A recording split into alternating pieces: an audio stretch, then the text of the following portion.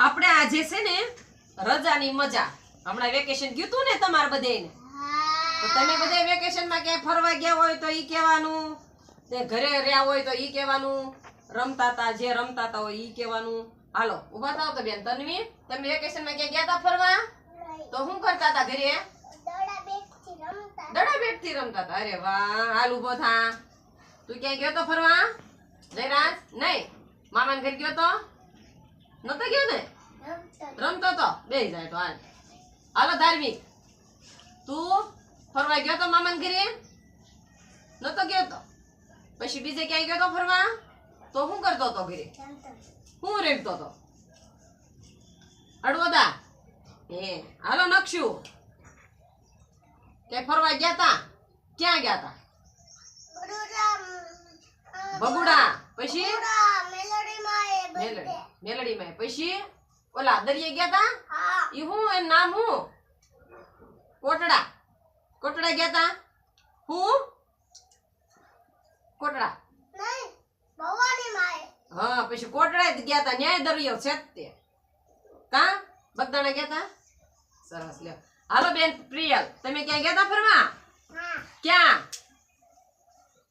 ક્યાં ગયા તા ફરવા ખોટું નહીં બોલવાનું ઘરે રહેતી ને તો કેમ બોલી આ ગઈ તી ખોટું નહીં બોલવાનું હો બે જાય હાલો હાલો બેન આરવી તું ક્યાં ગઈ તી ફરવા મામાને ઘરે ગઈ તી હાલો નેત્રા તમે ગયા તા ફરવા ક્યાંય તો શું કરતા તા ઘરે ડીંગલો ડીંગલી રમતા તા ઘર ઘરતા અરે વાહ હાલો વિશ્વાબેન ક્યાં ગયા તા ફરવા દ્વારકા પછી બીજે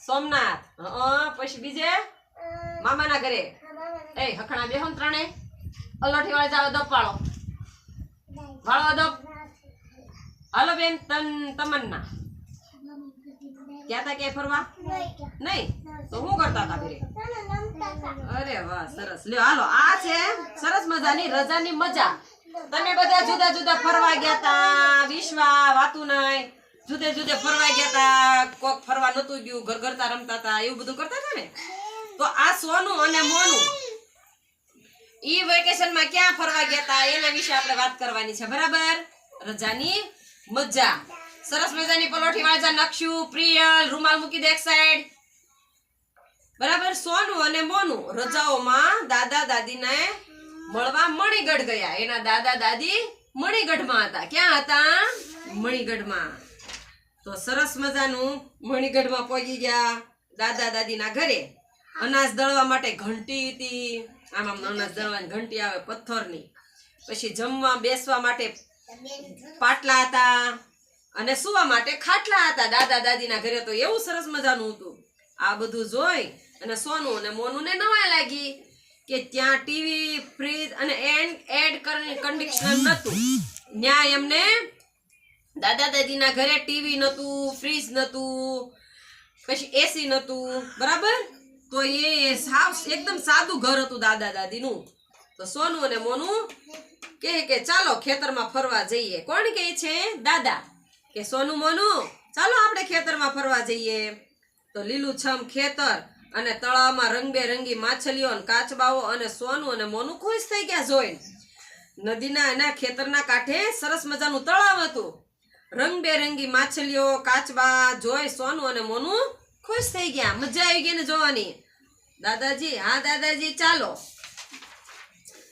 પછી સોનું અને મોનું ખેતરમાં તાજા તાજા ગાજર અને ટમેટા ખાવાની પણ મજા પડી દાદાની વાડીમાં તાજા તાજા ગાજર હતા ટમેટા હતા એમને તો બહુ મજા પડી ખાવાની અને સોનું અને મોનું ખેતરમાં ખૂબ રમ્યા ખૂબ મજા કરી એ તો દાદાનું ખેતર હતું ને ત્યાં તો બહુ સરસ મજાનું એને રમવાની મજા આવી ગઈ એને ખૂબ મજા કરી ખૂબ ખેતરમાં ગાય અને ભેંસ ચરતા હતા દાદાએ ગાયને દોહી બંને તાજું દૂધ પીવા આપ્યું ખેતરમાં ગાય હતી ભેંસ હતી બરાબર તો દાદાએ તો સરસ મજાનું દૂધ દોઈને ગાયનું દૂધ દોઈને અને બે ભાઈને એક એક ગ્લાસ ભરીને આપી દીધા દાદાજીને દાદાજી દૂધ બહુ મીઠું છે ને તો દૂધ પીને એમ કીધું દાદા દાદા કે હું દૂધ તો બહુ મીઠું છે મને તો બહુ ગમ્યું તો સોનું અને મોનું બળદગાડામાં બેસીને ઘરે પાછા ફર્યા.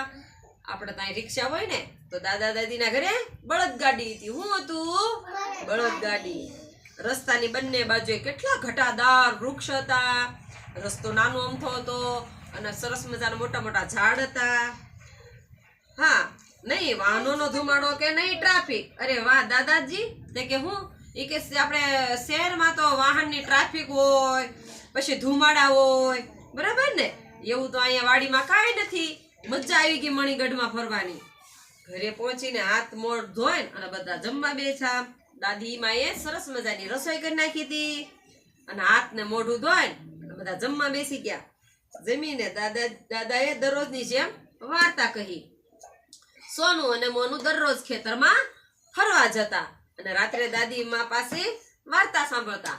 સોનું ને મોનું રોજ વાડીમાં ખેતરમાં ફરવા વયા જાય. રાત્રે પછી જમીન અને દાદી એમને વાર્તા કહે ને એ સાંભળે.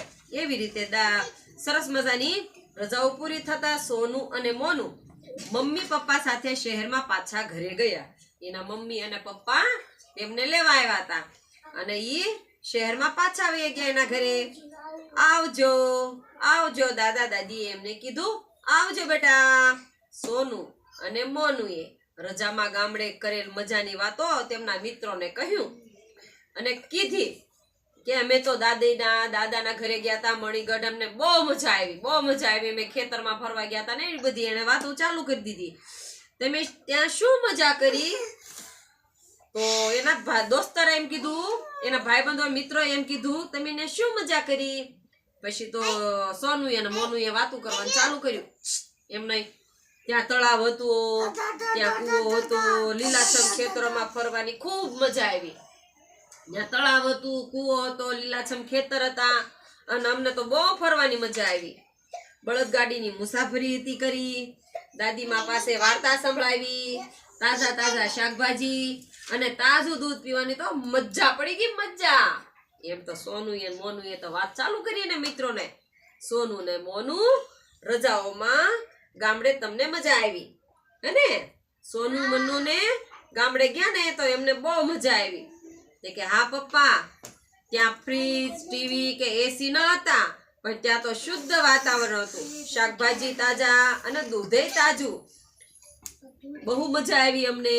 તો મમ્મી કહે કે હવેથી અમે દર વેકેશનમાં રજાની મજા માણવા મણિગઢ જઈશું.